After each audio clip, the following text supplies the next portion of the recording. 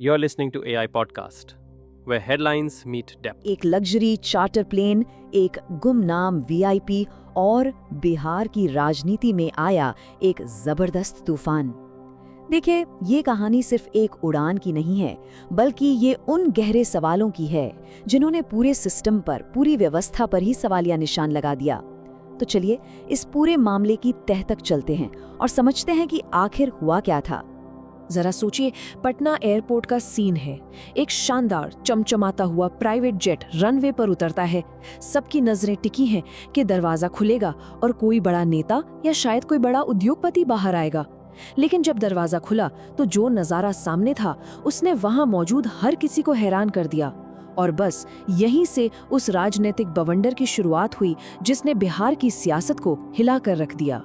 इस पूरी कहानी को समझने के लिए हम सबसे पहले बात करेंगे पटना में उतरे उस रहस्यमयी जेट की। फिर हम पड़ताल करेंगे उस 20 लाख के सवाल की। देखेंगे कि कैसे ये मामला एयरपोर्ट से निकलकर सीधे विधानसभा तक जा पहुंचा। क्या ये किसी बड़े पैटर्न का हिस्सा है? और आखिर में हम उन अनसुलझे सवालों पर गौर करेंगे जिनके जवाब आज तक नहीं मिले हैं। तो कहानी की शुरुआत होती है एक उड़ान से, एक ऐसी उड़ान जिसने अपने पीछे सवालों का एक पूरा आसमान छोड़ दिया। देखिए, डसॉल्ट फैल्कन 2000 कोई मामूली जहाज नहीं है। ये वो लग्जरी जेट है जिसे देश के बड़े बड़े उद्योगपति और वीआईपीज इस्तेमाल करते हैं। तो जाहिर सी बात है, जब ऐसा प्लेन पटना में लैंड हुआ तो सबको लगा कोई बहुत बड़ी हस्ती आई होगी। पर जब दरवाजे से एक सीनियर आईएएस अफसर अपने परिवार के साथ उतरे तो ये सीन वाकई चौंकाने वाला था। एयरपोर्ट पर ही कानाफूसी शुरू हो गई और यहीं से इस पूरे विवाद की नींव पड़ी। और इस कहानी में जो सबसे हैरान करने वाली बात है वो है टाइमिंग। ये फ्लाइट थी जून 2025 की, लेकिन इसका खुलासा हुआ लगभग 8 महीने बाद, फरवरी 2026 में। सवाल ये है कि इतने महीनों तक ये बात दबी कैसे रही? क्या इससे छुपाने की कोशिश हो रही थी? इसी लंबी खामोशी ने शक को और भी ज्यादा गहरा कर दिया। और जब ये मामला सामने आया तो एक धमाके की तरह फटा। कहते हैं ना, हर बड़े विवाद के केंद्र में कहीं न कहीं पैसा जरूर होता है। ये मामला भी कुछ ऐसा ही है। अब बात करते हैं उस रकम की जिसने इस पूरी कहानी में कह सकते हैं कि आग में घी का काम किया। 20 लाख रुपए। जी हाँ, दिल्ली से पटना आने और जाने के लिए एक प्राइवेट जेट का किराया लगभग इतना ही पड़ता है।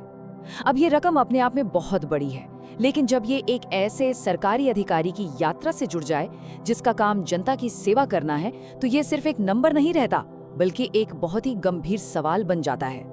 अब जरा उस 20 लाख रुपए की तुलना इस 5,000 रुपए से करके देखिए। एक तरफ 20 लाख और दूसरी तरफ महज 5,000। ये जो फर्क है ना, ये इतना बड़ा है कि इसे कोई नजरअंदाज कर ही नहीं सकता। ये सिर्फ दो कीमतों का फर्क नहीं है, ये दो अलग अलग दुनियाओं का फर्क है। एक आम आदमी की दुनिया और दूसरी तरफ उस लग्जरी की दुनिया जिस पर अब सवाल उठ रहे थे। तो एक तरफ है पूरी तरह से प्राइवेसी, लग्जरी और अपनी मर्जी का टाइम टेबल, और दूसरी तरफ है आम यात्रियों के साथ एक तय समय पर सफर। लेकिन यहाँ असली मुद्दा सुविधा का है ही नहीं।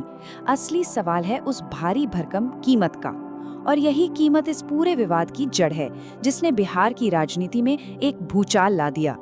जो कानाफूसी एयरपोर्ट पर शुरू हुई थी, वो जल्द ही बिहार की राजनीति के सबसे बड़े मंच यानी विधानसभा तक पहुंच गई। चलिए देखते हैं कैसे। और ये वो शब्द थे जिन्होंने इस मामले को एक छोटे मोटे विवाद से उठाकर एक बड़े राजनीतिक तूफान में बदल दिया। आरजेडी विधायक राहुल शर्मा ने सीधे विधानसभा में सरकार को घेरा। ये सिर्फ एक सवाल नहीं था, ये शासन, पारदर्शिता और ब्यूरोक्रेसी की जवाबदेही पर एक सीधा हमला था। इस एक सवाल ने पूरे सदन का ध्यान अपनी ओर खींच लिया था। विपक्ष ने एक के बाद एक कई सवाल दागे। पैसा कहाँ से आया? क्या ये पद का दुरुपयोग है? और सबसे जरूरी, क्या सरकार इसकी जांच करवाएगी? ये सवाल महज सवाल नहीं थे, ये सरकार की जवाबदेही पर सीधी चुनौती थी। हर सवाल पिछले से ज्यादा तीखा था और सरकार के लिए इनसे बचना लगभग नामुमकिन होता जा रहा था। बहुत जल्द इस आग में दूसरी पार्टियां भी कूद पड़ी। जन सुराज पार्टी ने इसे अफसरों की अय्याशी कहकर सीधे सीधे जनता की भावनाओं से जोड़ दिया। उन्होंने एक ऐसी तस्वीर पेश की कि बिहार जैसे राज्य में जहां लाखों लोग गरीबी में जी रहे हैं, वहां के अधिकारी इतनी शाही जिंदगी जी रहे हैं। इस बयान ने विवाद को और भी ज्यादा हवा दे दी। अब इतने हंगामे, इतने सवालों और इतने आरोपों के बाद सबकी नजरें सरकार पर थीं कि वो क्या जवाब देती है। लेकिन जवाब आया खामोशी। और राजनीति में कभी-कभी खामोशी सबसे बड़ा जवाब होती है। सरकार की इस चुप्पी ने मानो आरोपों की आग को और भड़का दिया और ये मैसेज गया कि शायद दाल में कुछ तो काला है। अब सवाल ये उठता है कि क्या ये चार्टर प्लेन वाली घटना कोई एक अकेली अनोखी बात थी, या फिर ये बिहार में चल रहे किसी बड़े खेल का सिर्फ एक छोटा सा हिस्सा है। हुआ ये कि ये चार्टर प्लेन का मामला कोई अकेला मामला नहीं था। लगभग उसी समय बिहार के 2 और आईएएस अफसर ईडी यानी प्रवर्तन निदेशालय की जांच के घेरे में थे। योगेश कुमार सागर और अभिलाषा कुमारी शर्मा दोनों पर मनी लॉन्ड्रिंग और गलत तरीकों से पैसा बनाने जैसे बेहद गंभीर आरोप थे।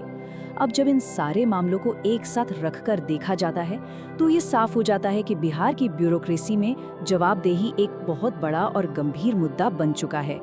और पीएमएलए यानी prevention of money laundering act ये कोई मामूली कानून नहीं है।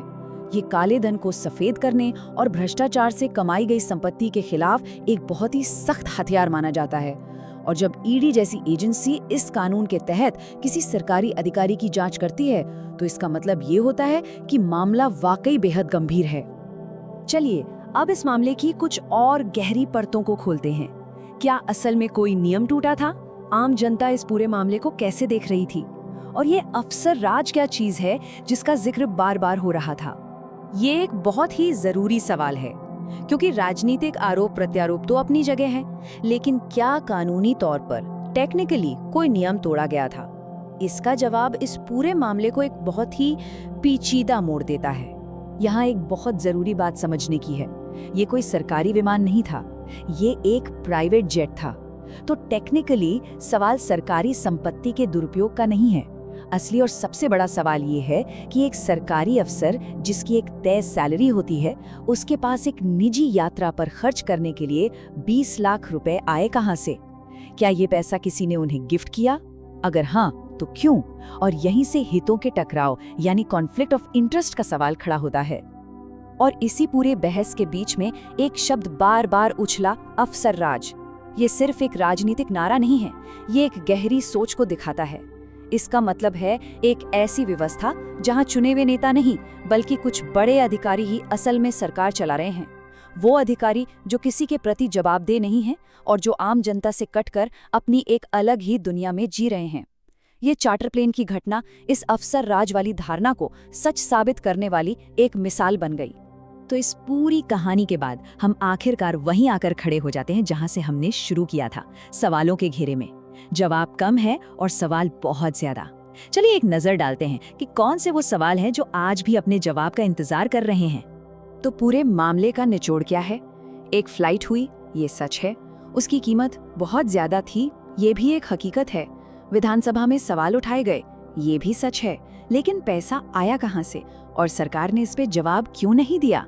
इन 2 सबसे बड़े और बुनियादी सवालों पर जो गहरी खामोशी छाई हुई है, वही इस मामले को इतना संदिग्ध और इतना गंभीर बना देती है।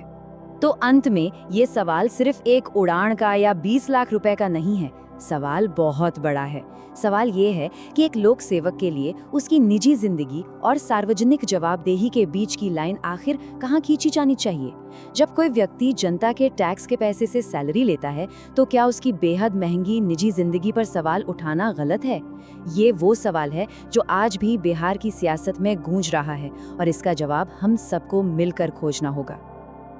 इस AI पॉडकास्ट को देखने के लिए धन्यवाद। ताज़ा खबरों और गहन विश्लेषण के लिए हमारे चैनल को सब्सक्राइब करें और जुड़े रहें।